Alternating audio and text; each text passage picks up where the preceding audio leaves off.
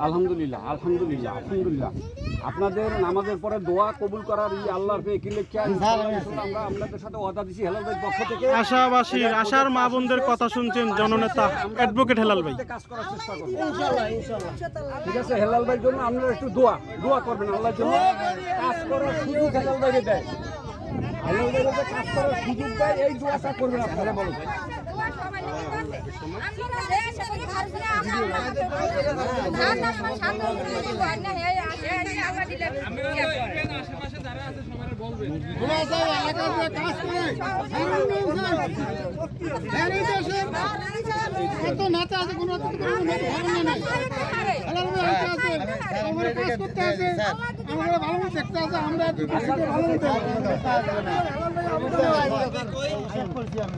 ভাই নামাজ পড়ে দোয়া করবেন।